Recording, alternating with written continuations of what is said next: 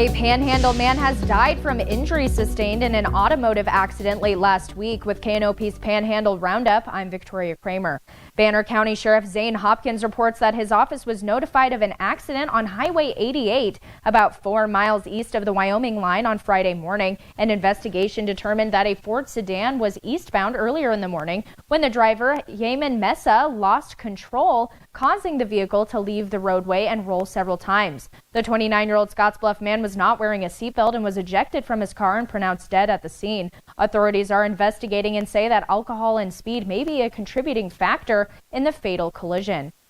And a Panhandle woman has lost her appeal on a pair of drug distribution convictions out of Box Butte County stemming from a wing drug task force investigation. The Nebraska Rural Radio Association reports that Paige DeBus was sentenced in October to a total of 10 to 14 years in prison on convictions of distribution of meth and distribution of fentanyl.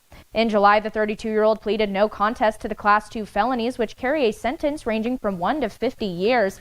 The Alliance woman's argument to the Nebraska Court of Appeals was that her sentence was excessive, but last week the court stated DeBus waived her right to appeal her sentence when she entered a plea agreement.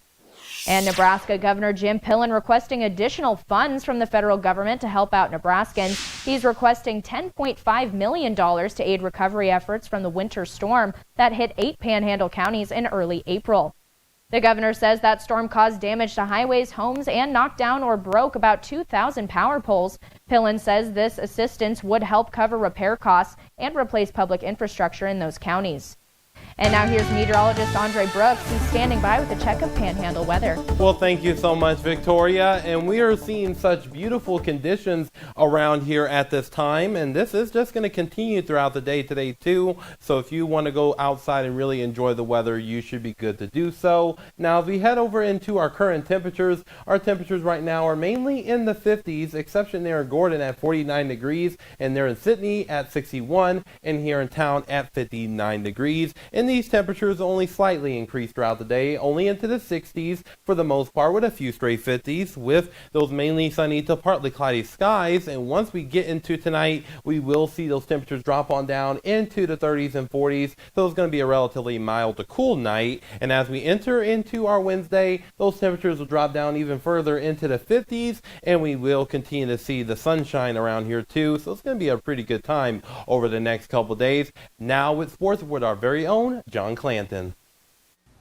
Welcome to the Sports Desk. Barrett High School senior Lexi Fiskus set to continue her stellar athletic career now on the college level. That's because Lexi signing to become a student athlete at Central Community College, where she will play basketball. Fiskus was a multiple sport student athlete for the Tigers, playing volleyball, track and field, and of course basketball. This past season in basketball, she helped the Tigers finish with 22 wins, advancing all the way into the district finals. She's now excited to continue her next journey, this time on the college level. Congratulations to Lexi. And finally, the Western Nebraska Community College baseball team, they're on a roll going into the postseason. Cougars picking up their 4th and 5th straight wins with weekend one-run victories over Northeastern Junior College. WNCC now 27-28, heading into the Region 9 playoffs.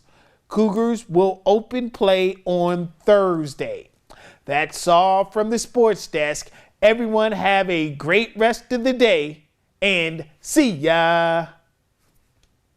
And it's life in prison for the Bellevue man found guilty of smothering his 2 children to death 3 years ago. The Sarpy County judge asked 38-year-old Adam Price if he had anything to say. After a moment of silence, he said, quote, "I always have and always will love my wife and kids," end quote. The jury found him guilty at the end of February.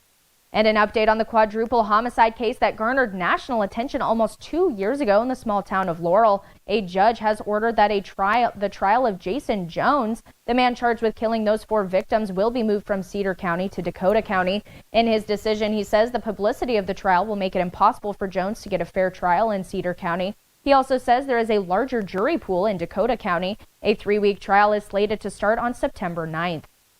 And lastly, after a lot of back and forth, children and families will be able to benefit from the state's summer EBT program. The USDA approved DHHS's plan to run it, making Nebraska the 4th state in the nation to be approved. The services will provide eligible families $120 per child for the summer period. Officials believe the summer EBT cards will help around 175,000 Nebraska children buy food when they're out of school. And that's all we have for now. Remember to join us weekdays for the Panhandle Roundup, covering the stories in the Panhandle that matter to you. Have a great day.